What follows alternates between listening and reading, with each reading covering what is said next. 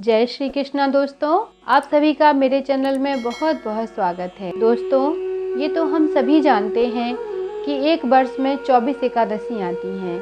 सभी एकादशी श्रेष्ठ हैं और सभी एकादशियों का अपना एक महत्व है।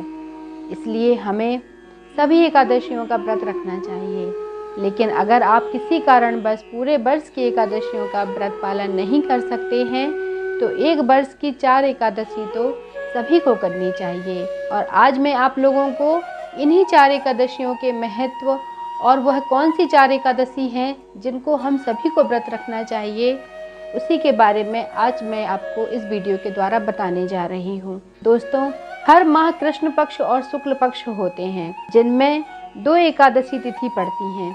एकादशी तिथि भगवान विष्णु को अत्यंत ही प्रिय है। इस व्रत को करने से भगवान विष्णु की भक्ति प्राप्त होती है और मनुष्य के द्वारा जाने में और अनजाने में किए गए सारे पाप नष्ट हो जाते हैं।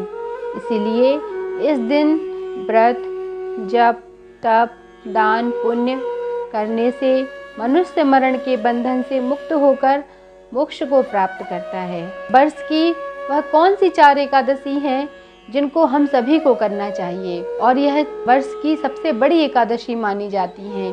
अगर आप पूरे वर्ष की सभी एकादशी नहीं कर पा रहे हैं तो इन 4 एकादशियों को करने से आपको पूरे वर्ष का पुण्य फल प्राप्त होता है।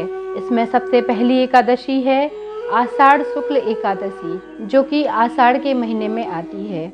दूसरी एकादशी है कार्तिक शुक्ल एकादशी। यह एकादशी कार्तिक के महीने में आती है।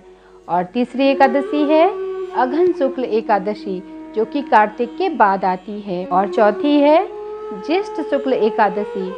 इन चारों एकादशियों की बहुत अधिक महिमा है। आषाढ़ शुक्ल एकादशी को देवशयनी एकादशी भी कहते हैं और कार्तिक शुक्ल एकादशी को देव प्रबोधिनी एकादशी कहते हैं। देव प्रबोधिनी एकादशी को कई जगह पर देव उठनी एकादशी भी कहा जाता है। इसके साथ इन दोनों एकादशी को हरिशयनी और हरि प्रबोधिनी एकादशी भी कहा जाता है। देवशयनी एकादशी पर भगवान विष्णु चातुर्मास के लिए विश्राम करने पाताल लोक चले जाते हैं और कार्तिक शुक्ल हरि प्रबोधिनी एकादशी पर भगवान जागते हैं। और अघन शुक्ल एकादशी, जिस दिन भगवान विष्णु ने मानव जाति के कल्याण के लिए श्रीमद् भागवत गीता को प्रकट किया था। अघन शुक्ल एकादशी को ही भगवान श्री कृष्ण के मुखारविंद से कुरुक्षेत्र की पवित्र भूमि पर श्रीमद् भागवत गीता का प्राकट्य हुआ था। और इसके बाद भीमशयनी एकादशी, ज्येष्ठ शुक्ल एकादशी, जिसे निर्जला एकादशी भी कहते हैं, ये 4 एकादशी बहुत बड़ी एकादशी हैं।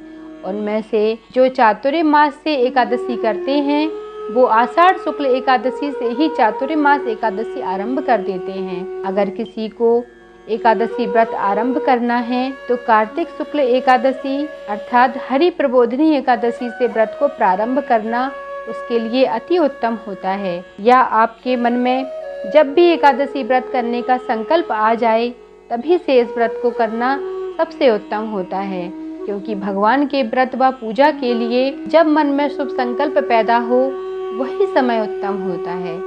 एकादशी व्रत सभी व्रतों में श्रेष्ठ व उत्तम है, इसलिए हम सभी को इस व्रत को अवश्य करना चाहिए। दोस्तों, अगर आपको आज का यह वीडियो अच्छा लगा है और एकादशी व्रत से संबंधित जानकारी अगर आपको अच्छी लगी है तो मेरे चैनल को अवश्य सब्सक्राइब करें और उसके साथ बेल आइकन को भी प्रेस करें ताकि आपको आगे और भी उपयोगी जानकारी सबसे पहले मेरे चैनल पर मिलती रहे। जय श्री कृष्णा दोस्तों।